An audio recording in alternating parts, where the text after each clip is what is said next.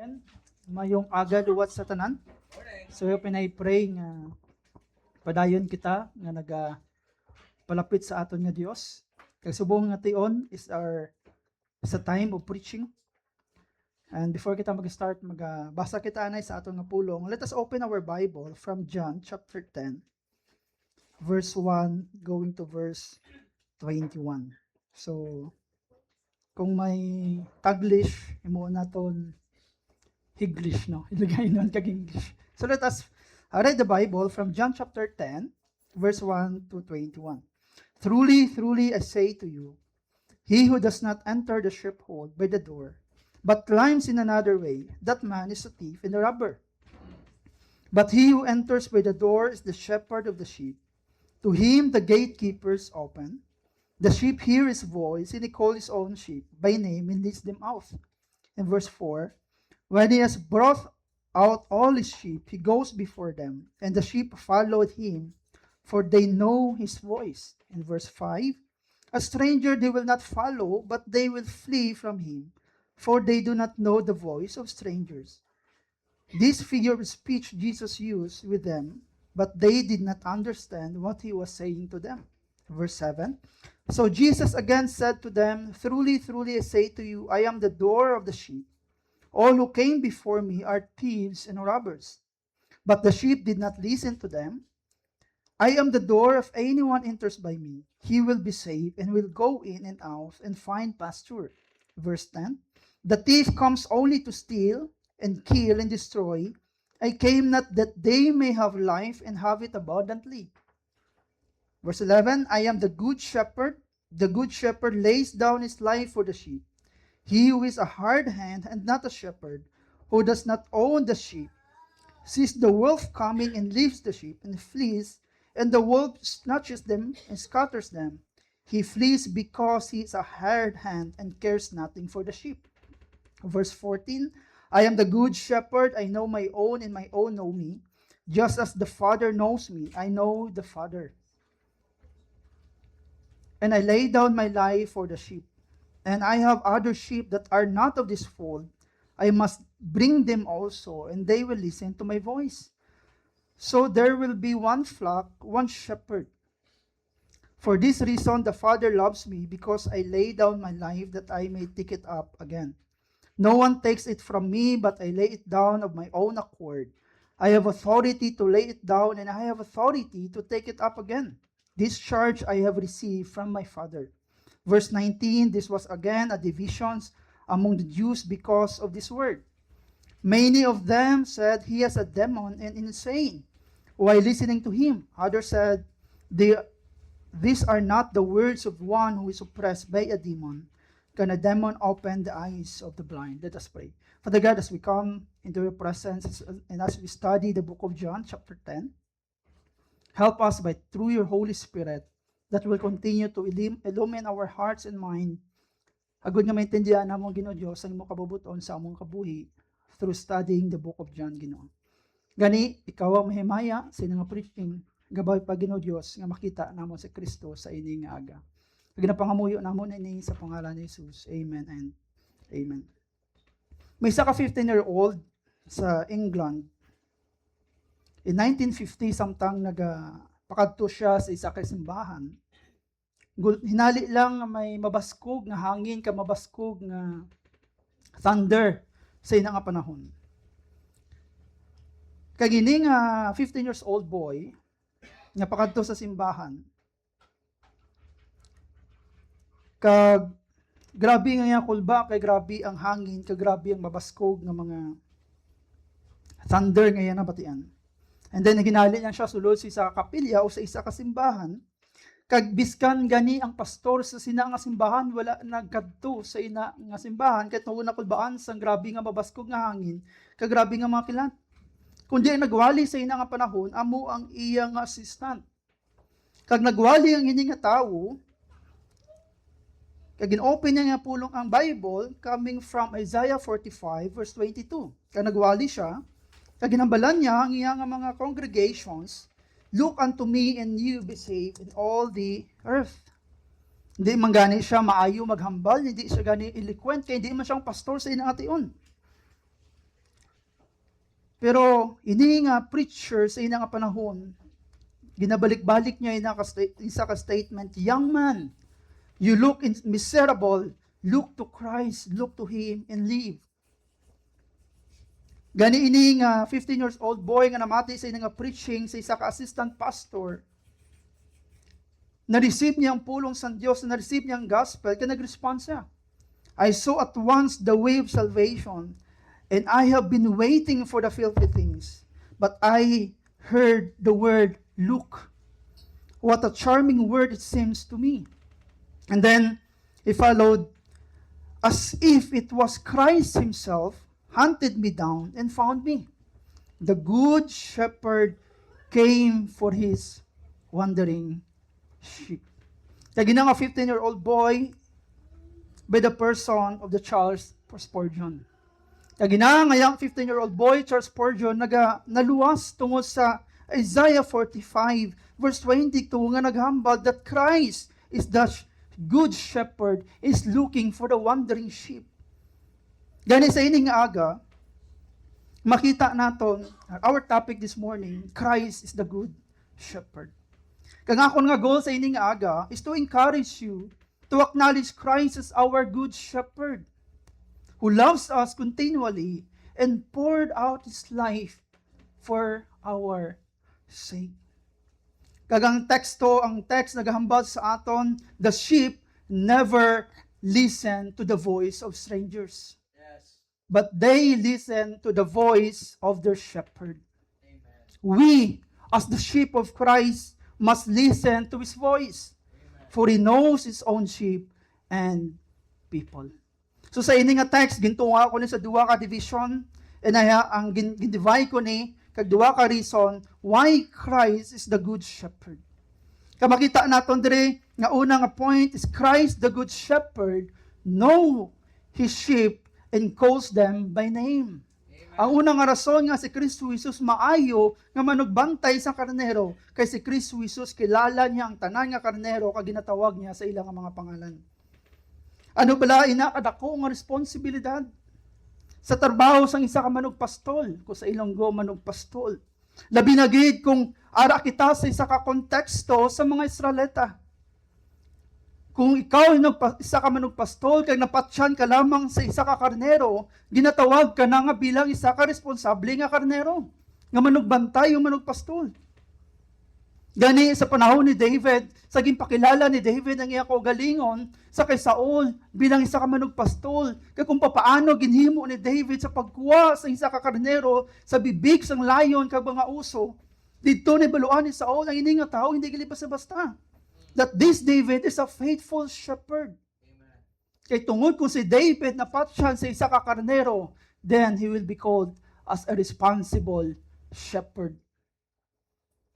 Gani ano ayhan. Kung nahimo ina ni David sa pagkuha sa karnero sa bibig sang layon, and how much more Christ is the good shepherd.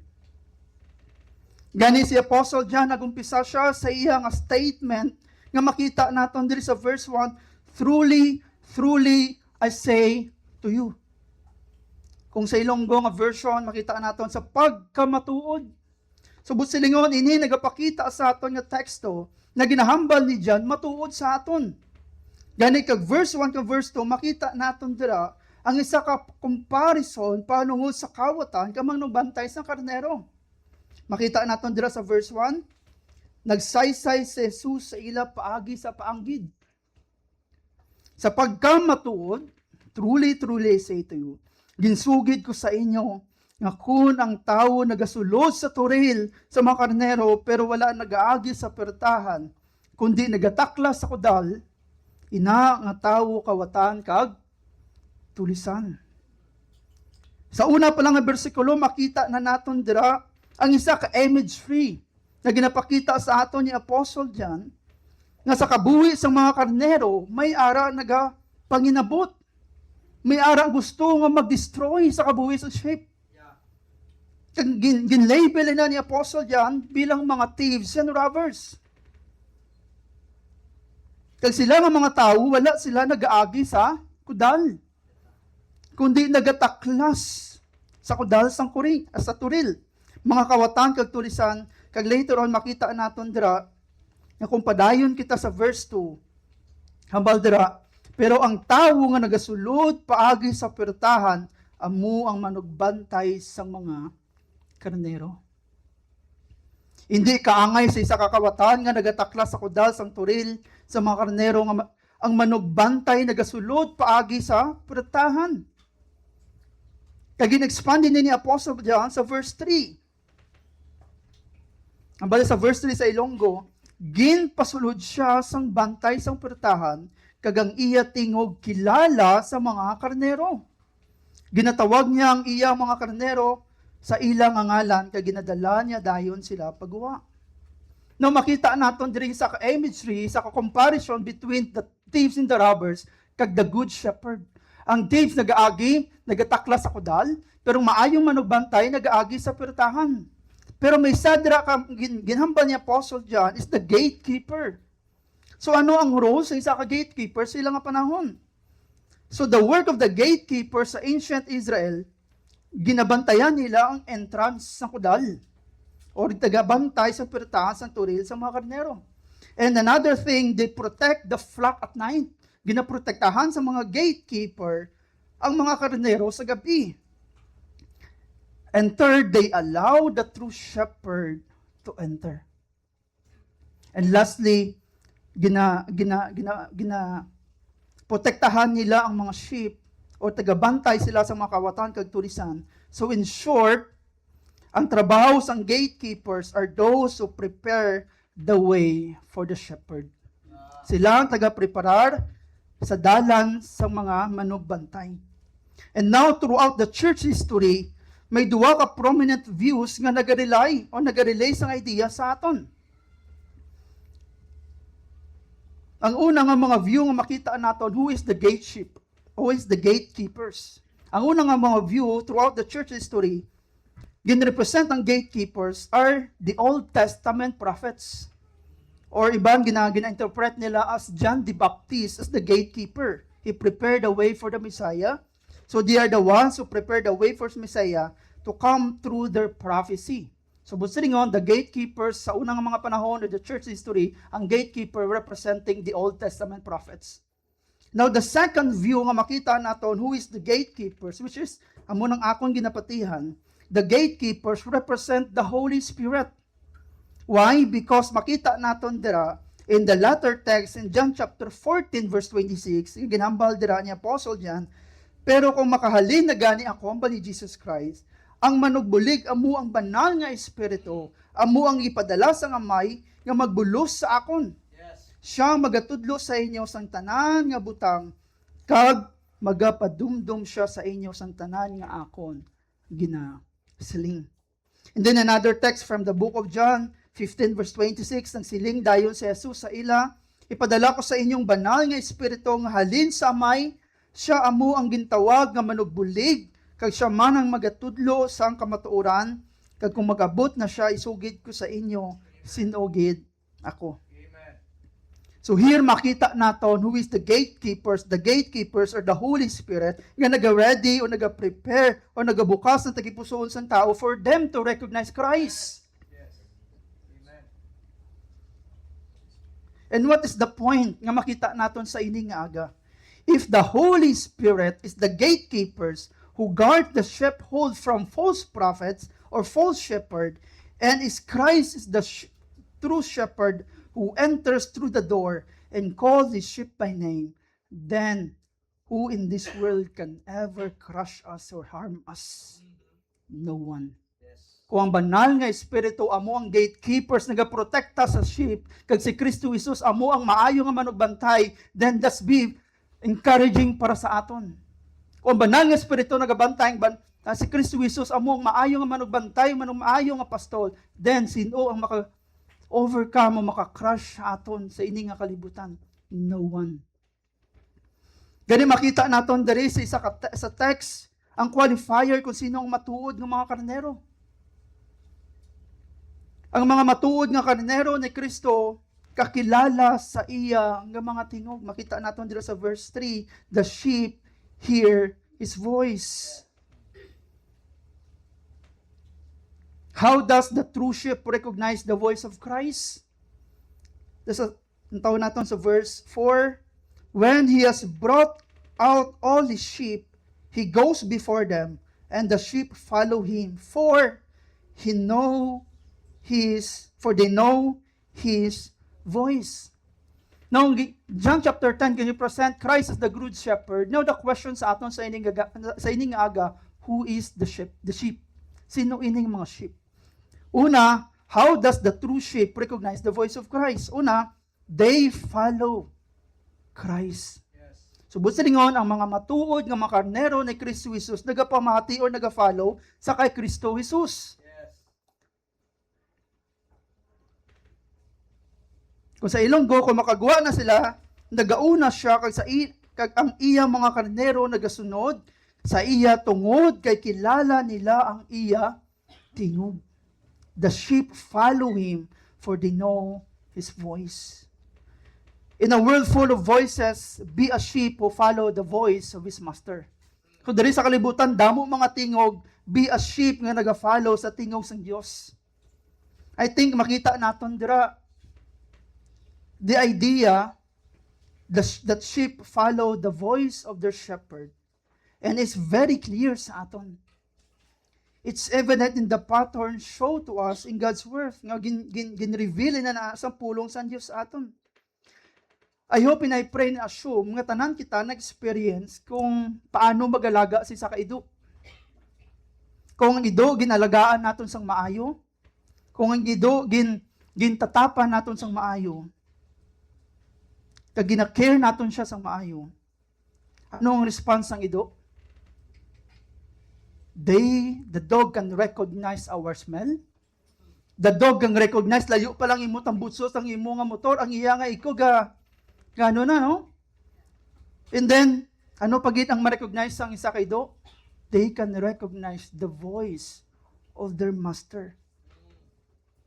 Now imagine, sa isa ka sheep, nga ang sheep is completely dependent to their shepherd. Kung ido naga-response to the voice of their master, how much more ang isa ka karnero? Nagintatapan, ginalagaan, gipalangga sa karnero. Kagang sheep is not like the dog. The sheep is very dependent sa iya nga shepherd. They are even more sensitive to the voice of their master. And this is how we are. We are all like sheep that have gone astray. Kaangay kita sa karnero na nadula sa dalan. And the only hope that we have to return to the right path is the voice of our master. And at some point in our lives, we forget which voice we are following. We listen to the voice of our sinful desire. We follow the voice of the world. And most of us follow the voice of our own pride, which lead us away from the right path, away from the voice of our true shepherd.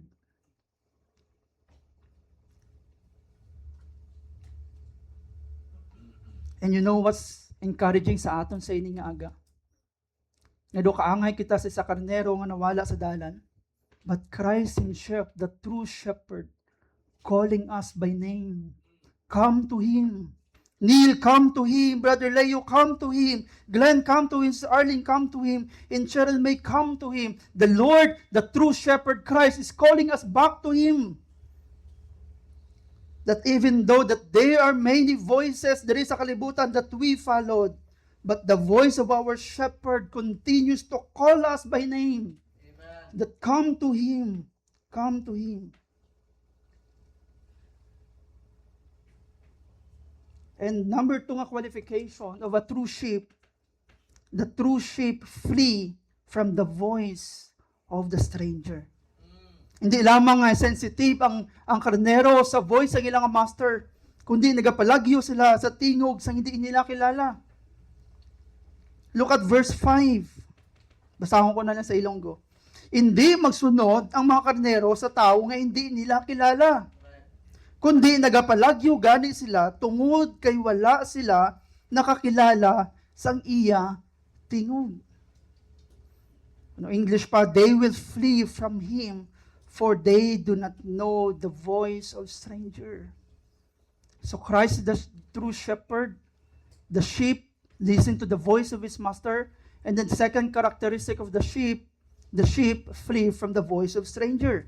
So in the context of John chapter 10, makita naton, naging present ni John si Jesus Christ as the good shepherd.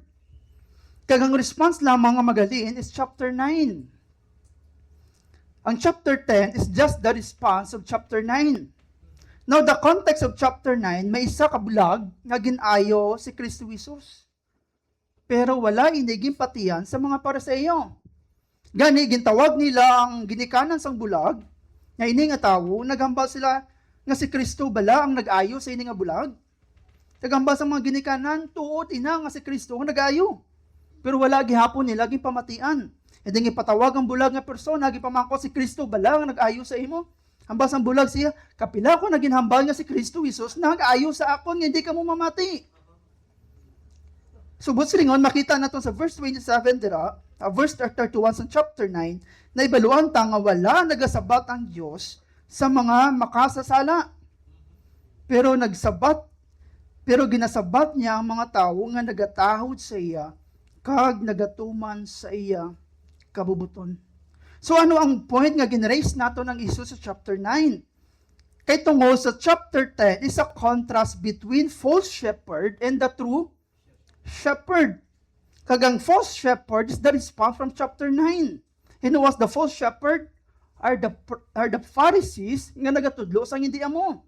And then the response of the sheep, they will not listen to the voice of the stranger and they will flee. Now makita naton dira nga ang response ng bulag nga ang Diyos nagapamati sa mga tao nga nagatahod sa iya kag nagatuman sa kabubuton. Kag sa dugang pa wala siya nagapamati kung ano man ang ginamando sang Pariseo sa iya panungod sa kay Kristo Jesus. Nga si Kristo nakasala tungod siya nagpang-ayo sa adlaw sang pagsimba o Sabat, pero ang bulag nagapamati kay Kristo. Kag pamangkot siya kung nagatuo bala ikaw sa anak sang Dios. Ang sabat sang bulag sa iyan, sugiri ako agud nga makatuo ako sa iya.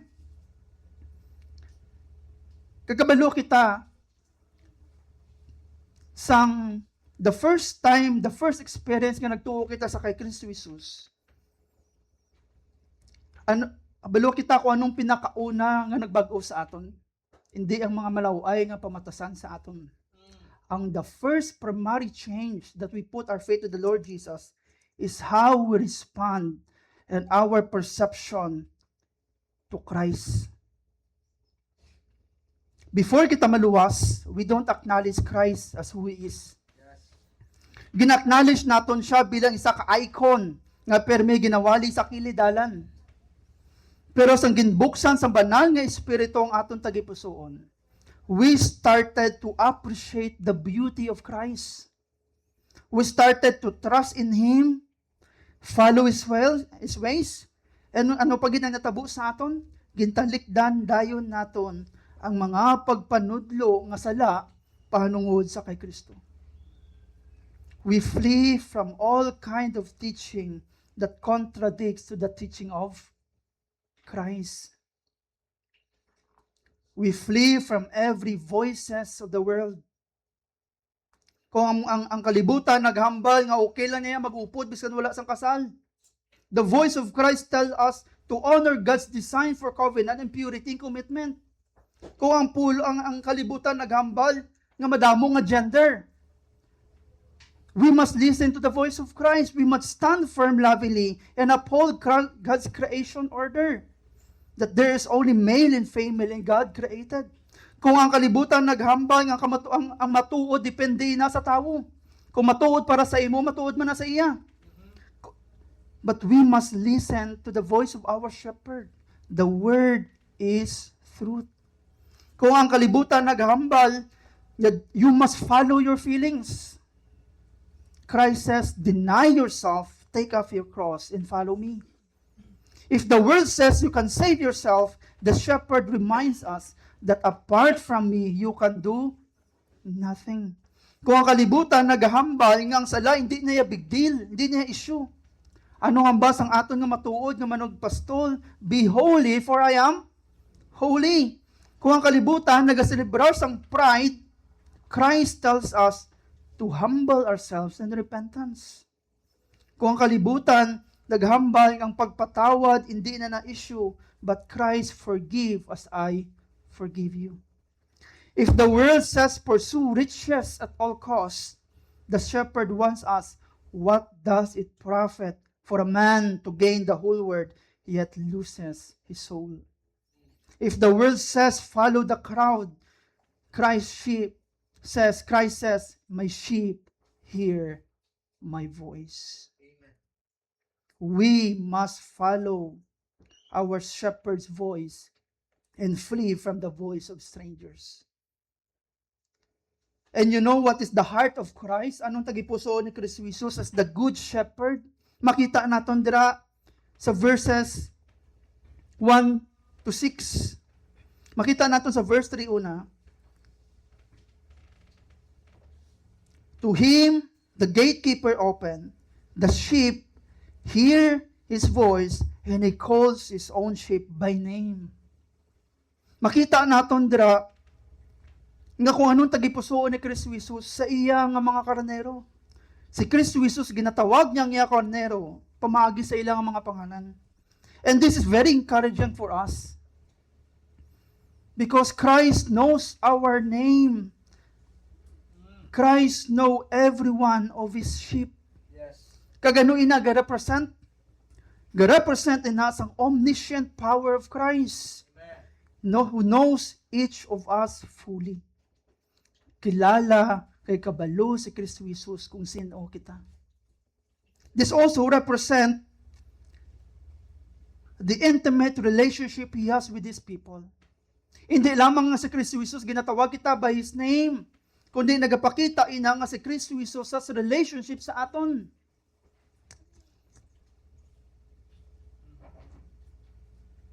And it is not only Christ knows our name, but He is the good shepherd who knows everything about the welfare of His sheep.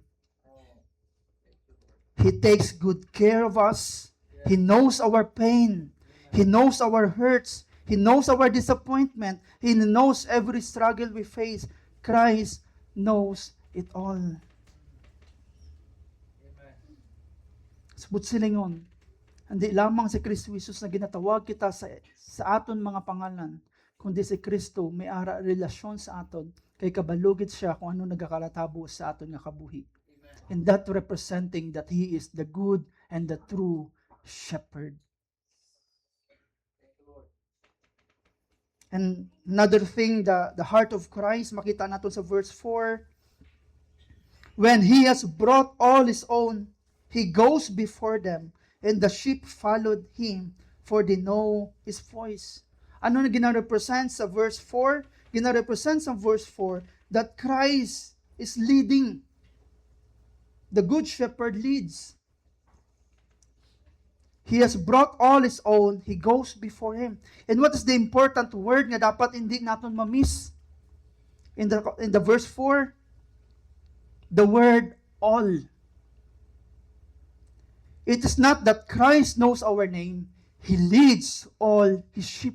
Yes. And as I mentioned kagina, kung may isa lang ka-sheep nga nadulaan si isa ka good shepherd, hindi na siya mangin good shepherd, kundi isa na siya ka-responsable nga shepherd. Now, the text is verse 4, but He leads all the sheep. Subot silingon, wala dapat may isa nga ma-miss si Kristo Jesus sa iya nga tanan nga karnero. Yes. Now, what does it speaks about to us? It speak about encouragement sa aton nga sa kamot sang Amay, sa kasamot ni Kristo Jesus, wala sang isa nga mawala sa iya nga kamot. Amen. What does it mean that Christ lead all the sheep? It means no sheep will be ever lost in the hands of the good shepherd. It also means that no weapon of the enemy can pluck us out of Christ's hand.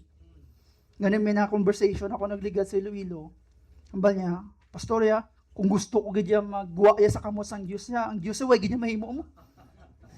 Bogamhanan ka pa sa Dios ba kay kaya mo magguwa? Pero the text says, no weapon of the enemy can pluck us out of Christ's hand. It means we are secure, we are protected, we are intact, and we are deeply loved. And it means Christ take full responsibility for our journey. He goes before us, not behind us. And that's the principle of the Good Shepherd. Ang Good Shepherd nagauna and then the sheep followed. Kaya kung may nakita sa punta in danger, then He will protect the sheep. Now, what's the verse for? He leads all the sheep.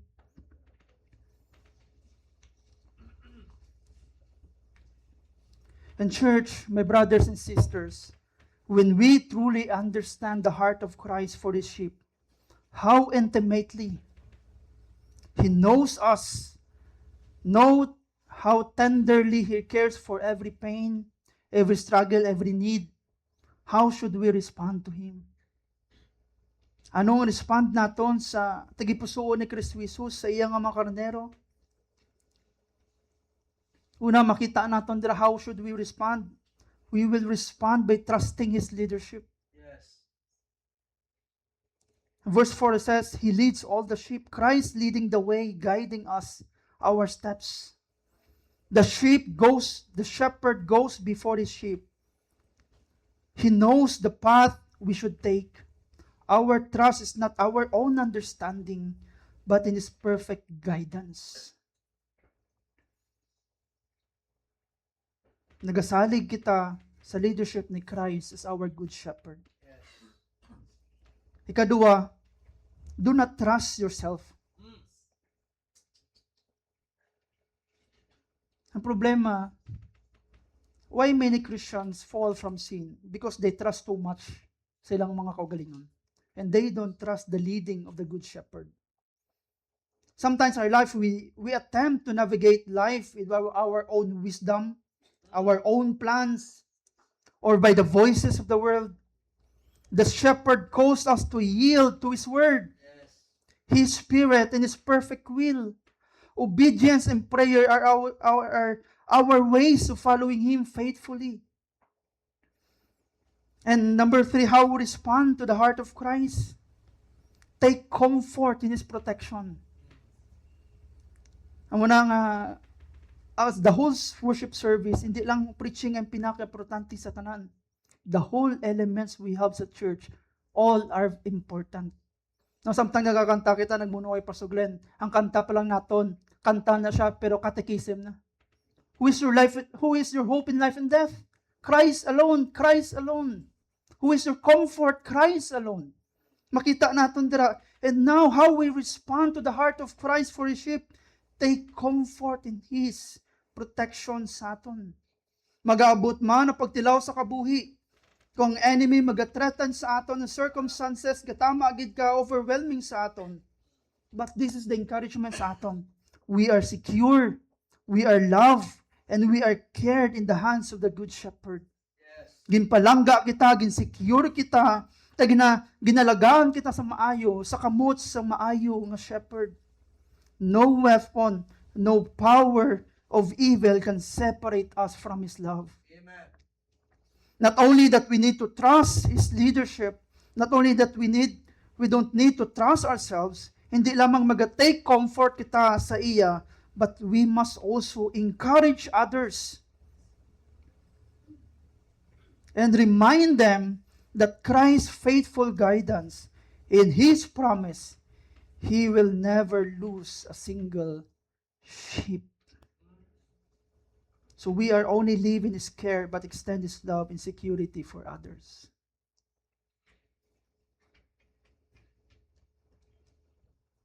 And number 2 reason why Christ is the Good Shepherd.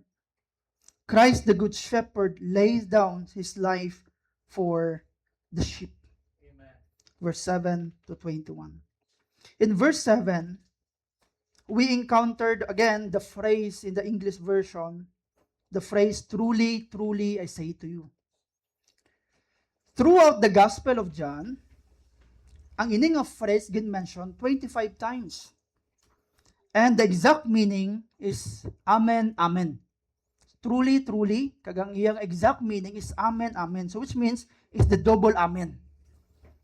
So ano ang interesting part nga gin-mention ni John throughout sa iyang book? The double meaning when appears the double Amen, it means that Jesus Christ is teaching a very important truth. Kagano na mga truth nga ginapakita ni John sa iyang mga writings. Once nga si Kristo Jesus nagatudlo regarding with salvations, anong himuon ni John? He will use the word double meaning, double amen, amen, amen. Kung si Kristo Jesus nagatudlo about salvations, bis on, truly, truly, I say to you. Kung si Kristo Jesus nagatudlo regarding judgment, he will use the phrase, truly, truly, I say to you. Kung si Kristo Jesus ginapakilala ng iyang identity, which is the John chapter 10, he used truly, truly, I say to you. Which means, nga gusto ni Apostle John nga makita sa iyang mga audience nga itudlo ni Kristo Jesus are the very important thing. That's why in verse 7, makita natin dira, so Jesus again said to them, truly, truly, I say to you. So ano ang pinaimportante nga itudlo ni Kristo Jesus sa iyang mga sumulunod? Makita natin sa next phrase, I am the door of the sheep. So, pinaimportante nga ma-pick up naton, the very important truth nga ma-pick up naton, that Jesus is the door of the sheep.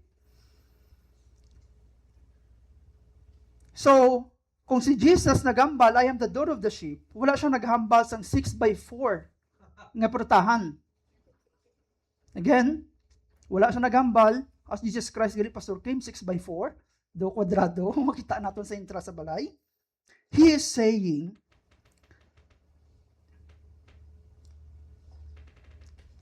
sa ilang panahon, or miskan subong sa Middle East, ang maayo nga manugbantay sa mga karnero, ang ginahimo to secure sa tanan nga mga karnero, minalantaw ko na ng mga biography, ang himuon sa maayo nga manugbantay, nagakolekta na sila sa mga dalalagko nga mga bato. And then they will compile ang ini nga mga dalagko na bato hasta nga maghimo ina pabilog. Hindi mo nang ginatawag naton nga sheepfold. Kagang himuon sang isa ka pastol, ang manugbantay sa karnero, butangan niya na sang entrance.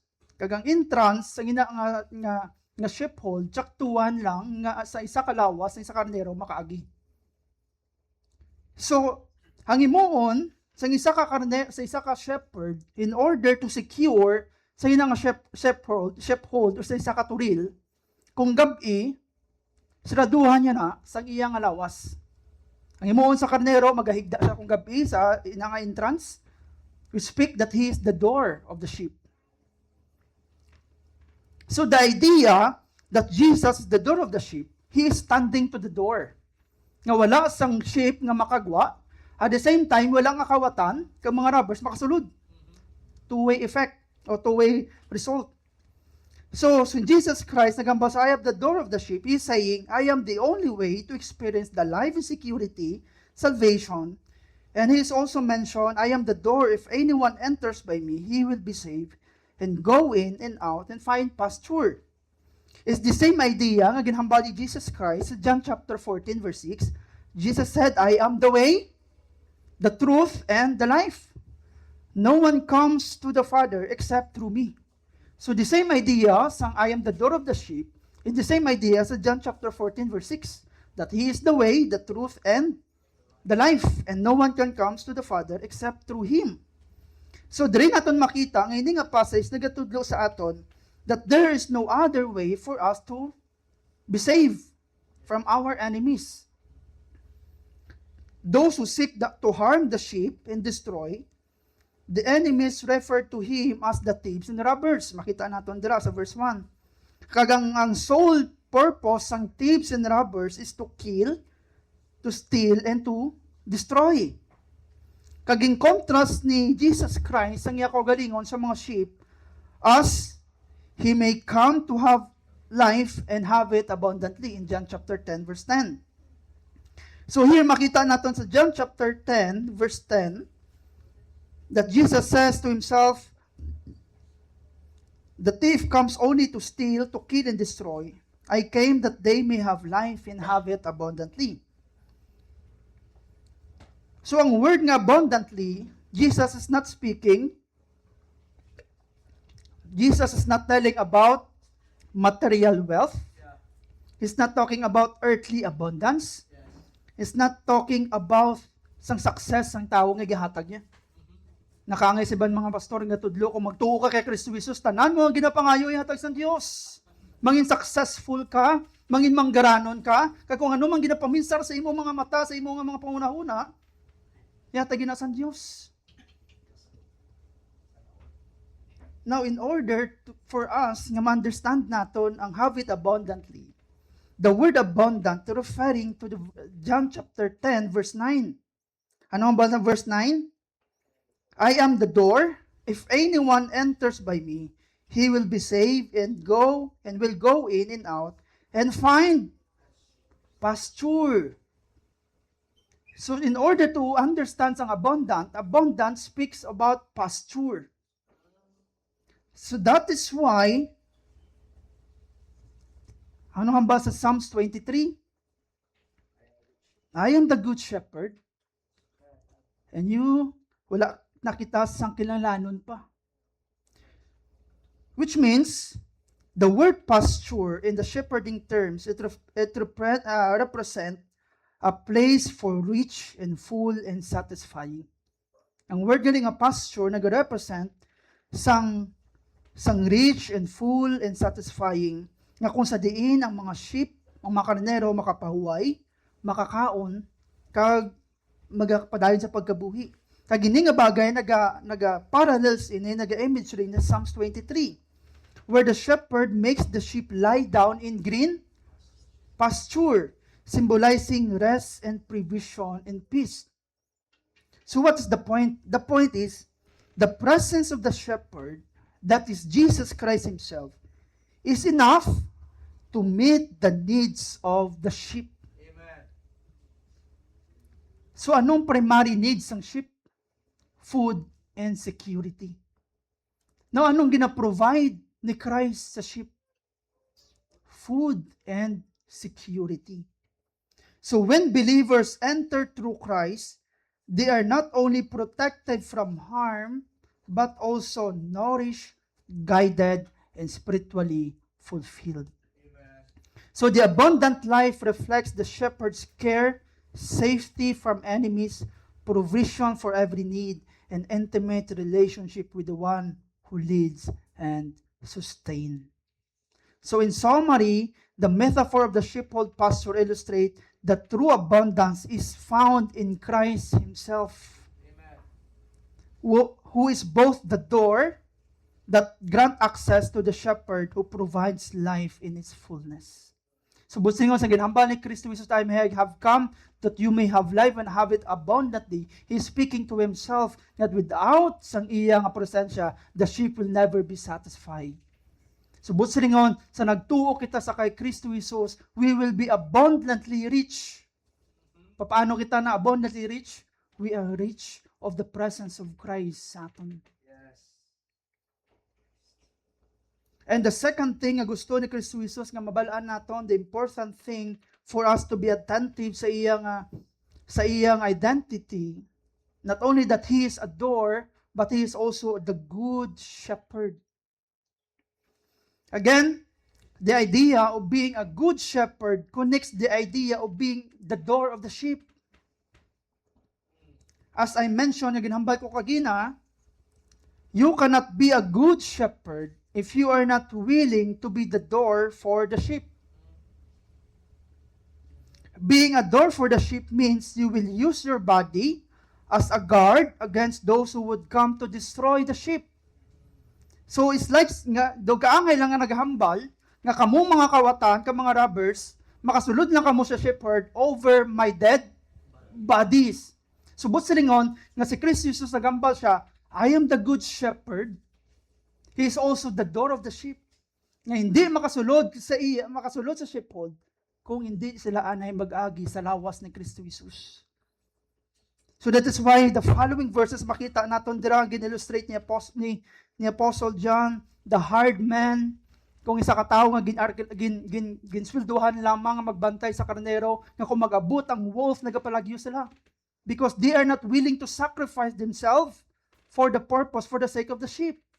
The only true good shepherd are the one who are willing to sacrifice ang iyang body for the sake of the welfare sa iyang sheep. That's why in Jesus Christ, I am the good shepherd. And then, hambal sa verse 14 dira, I am the good shepherd. I know my own, and my own know me, just as the Father knows me, and I know the Father, and I lay down my life for the sheep.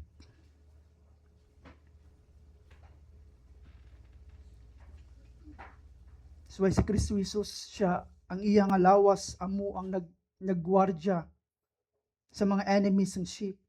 Now, in verse 14, sa rules and interpretation, there are certain things nga we need to pay attention. When it comes sa interpretation sa Bible, may mga bagay nga dapat kita nga mangin attentive.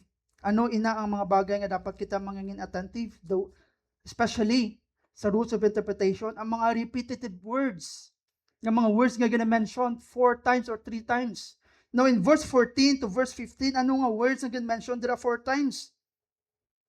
The word no. Kagang word nga no, sa tanan nga translations ng Bible is the same. The word no. Kagang word nga no, kung sa original niya nga lingwahe, ginambal naton dira the word ginosko. Kagang word nga ginosko, nag-refer na siya sa intimate, experiential, and personal knowledge. Subot ringon, hindi lamang intellectual nga pagkilala ni Kristo Jesus sa iyang mga karnero, kundi ginakilala ni Kristo Jesus ang iyang mga karnero, may ara sa intimate, experiential, and personal knowledge. Subot ringon, di ko lang kilala si Pastor Glenn sa iyang pangalan. I know kung sino iyang wife, I know kung sinong iyang bata, kabalo ko kung diin siya nag-star, kabalo ko kung anong iya ginahimo. That's the ginosko nga ginhambal dira sa verse 14. He has an intimate personal knowledge. Subot silingon, makita naton dira in short that Jesus Christ had experiential and personal relationship with the sheep. And the sheep also have personal relationship with Him. Subot silingon, hindi lamang nga si Kristo Jesus nga kilala niya ang karnero, kundi ang karnero, kilala niya man ang iyang shepherd. Subot silingon, both of them are having intimate relationship. Kapapaano ini gin-define ni Apostle ni Christ ang ini nga intimate relationship? Makita naton dira sa verse 17.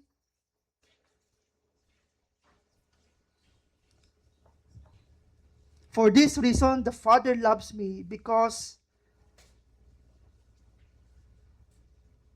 verse 15, makita natin dira, just as the Father knows me, and I know the Father. Subot silingon, kung papaanong relasyon ni Kristo Jesus sa iyang shepherd, kaangay man sa relasyon sa amay, nga pagkilala sa amay sa kay Kristo Jesus, amo man ang pagkilala ni Kristo Jesus sa iyang mga karnero. Subot silingon, diri naton makita kung ano kapalangga sang Dios sang amay ang sang iyang anak. Amo man ang pagpalangga ni Kristo Jesus sa iyang mga karnero. Amen. Kung grabe ang pag-provide sang amay sa karne sa kay Kristo Jesus, papaano gi-express ang inyong pagigugma is the same love nga nabaton nato from our true shepherd, who is Christ. That is the reason nga gin-offer ni Kristo Jesus ang iyang kabuhi for the life of His people, because He loves them and He cares for them, nga kaangay man sa pagigugma sang amay sa iyang anak. And not only Christ love His sheep in Israel, but hindi nga pagigugma nag-extend sa kabugusan. Makita natin dira sa verse 16. And I have other sheep that are not of this fold. I must bring them also, and they will listen to my voice. So there will be one flock, one shepherd. Verse 17, for this reason, the Father loves me, because I lay down my life that I may take it up again. So anong qualifier naton? kung sino ang mga karnero ni Kristo Jesus. The sheep listen to the voice of his master. The reason why nga ari kita diri subong sa Save by Grace Church nga nagasimba, nagatalilipon with brothers and sisters, because Christ is calling us to repentance and faith, and we respond to the voice of that master. And why we are nga nabato nato ng kaluwasan? Because we are the sheep of Christ nga nagrespond lamang sa voice nga nagatawag sa aton.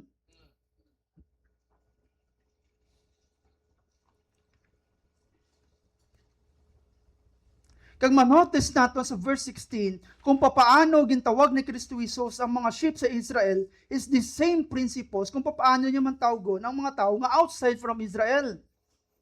Through His voice. So the response is also the same. Just as Israelites respond to Christ by listening His voice, so too us will also respond to the voice of Christ. So busringon, kung paano ginluwas ang Diyos sa mga taga-Israelita is the same principles kung paano makita ginluwas ang Diyos. So busringon, wala sang special treatment within the kingdom of God. It doesn't mean nga Hudyo sila, they were more cared and loved. Busringon, kung paano sila ginpalangga ni Kristo Jesus kapag tawag sa ilang nga una nga mga audience is the same man ina nga pagpalangga kapag cared ni Kristo Jesus bilang aton maayo nga mga maayong apostol sa aton. And what will be the result sa pagtawag ni Kristo Jesus? There will be one flock under one shepherd. Amen. So anong busilingon sina? It means that in the kingdom of God, there is neither Jew nor Gentile. All are the same. Everyone will be Christ's sheep, and He is the only shepherd of all. Thank you, Lord. And because of Christ, what Christ has done for us, the Father loves Him. He will die, but He will also be resurrected, because this is the command He received from His Father. Now, what will be our response sa ining mga truths nga nabatian naton? This is very encouraging sa aton as a Christian. Nga encouraging ini sa aton? Because as Christian, our true shepherd Christ knows us personally. And He calls us by name with intimate experiential knowledge. No believer is forgotten or anonymous. So busringon, tanan kita kilala sang aton nga Dios. Gintawag kita to have fellowship with Him. Gintawag kita to have relationship with Him. So busringon, diri naton makita, nag-encourage ni sa aton that Christ knows every pain, every disappointment. Kabalo si Kristo Jesus ang tanan naton nga gina-struggle. Kabalo si Kristo Jesus ang tanan naton nga ginagyan sa atong pagkabuhi, because Siya ang Dios nga gamhanan, kag Siya ang Dios nga may pagpalangga sa iya nga mga karnero. Not only Christ knows us personally, and He also leads us. And He protected every Christian. He guards from spiritual danger and false teacher. And He also provides for every Christian. And He laid down His life for us. And the last encouragement, He will bring every people, every sheep into His own presence. Kaya here makita naton dira that Christ is our true shepherd. Mabot man ang tion, or most of us nag-struggle when it comes to marriage, I want to encourage you, Christ is our true shepherd. Kung may mga wife nga naka-experience siya sa hindi maayo nga treatment sa husband, this is my encouragement. Christ is your true shepherd. Kay balo si Kristo Jesus ang imong mga pain. Sa mga student ka makita naton diri nga dubleri ang future. Christ is our true shepherd. He guides, He protects, and He loves His sheep. Sa mga tatay naton nga nagatrabaho, sometimes we are tempted sa paghimo sa hindi maayo because we want to provide the best for our children. But I want to encourage you, Christ is your true shepherd. Siya ang kay balos ang tanan nato nga ginagyan. We must trust Him. We must come to Him because He calling our name. Gani, sa atong katapusan, Christ the Good Shepherd is not only the Savior of His sheep, He is the Savior who calls the lost. He is the Savior who seeks the wandering sheep. And He is the Savior who invites all to come under His care. His voice speaks today through the gospel, and whoever hears to respond will find life, protection, and a place for His flock forever. Hayo pinay-pray na mag-encourage ini sa aton sa ining aga, brothers and sisters. He is the good shepherd. He laid down His life for us. Gingamit niyang iya nga kabuhi to protect the sheep from thieves and from robbers. So that, ano ang purpose nito? So that we may enjoy Christ sa atong pagkabuhi. So that we may enjoy the protection, the security nga namabato naton sa grasya sa Dios sa aton. Again, brothers and sisters, Christ is your true shepherd. The true shepherd knows our name, and the true shepherd cares and loves us and take care for all the welfare of the sheep. We must trust Him and we must obey His voice. Let us pray. Ginoo, salamat sa ining aga. Dalayawon Ikaw, Ginoo. Most of us, or basi may-ari diri sa amon, are struggling in life. Naway kay balugin o Diyos kung anong direction sa life. But Lord, thank You for the John chapter 10 that encourages us, O Lord, that Christ is our true shepherd. Kag siya ang maayo nga manugbantay, kag siyang maayo nga pastol, Ginoo. Kay hindi yagid pagdalo ng mga kananero sa kalaglagan, kundi dalo niya, Ginoo Dios, sa kabuhi nga wala sing katapusan, Ginoo Dios. Now that we put our life to Christ, salamat because we are protected, we are secure, Ginoo. And we enjoy the presence of God and the presence of Christ sa mga kabuhi, Ginoo Dios. Lord, help us to trust His guidance, help us to trust His will, and help us to trust sa iya nga tinutuyo sa among pagkabuhi, Ginoo. Sometimes ang dalan hindi siya clear, pero help us nakabalo siya, Ginoo Dios, sa dalan kundi niya dalon ang kananero, Ginoo Dios. Kay gina nga dalan nagapromesa kag nagapromise sa amon, Ginoo Dios, that in heaven there is no suffering, death. Kag ang heaven nagapromesa sa amon, Ginoo Dios, that we will enjoy kung ano man ang ginatalana mo kag ginaredy mo sa amon, Ginoo. Gani sa ini nga aga dalayawon Ikaw kag ginapangamuyo namon ini sa pangalan ni Jesus. Amen and amen.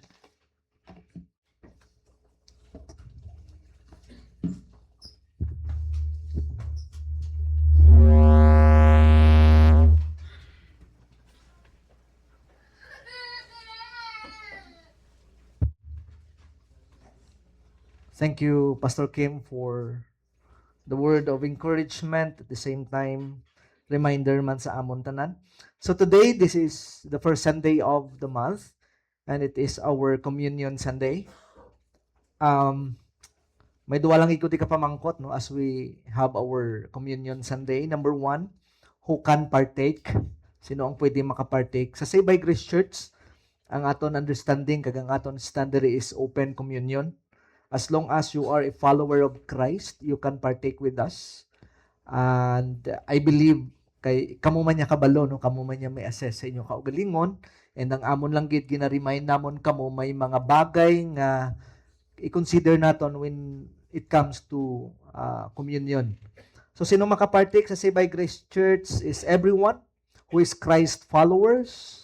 And of course, our guest can partake with us as long as no mayara kita sa ginatawag na self-examination. Number 2, why communion? Because of 3 things.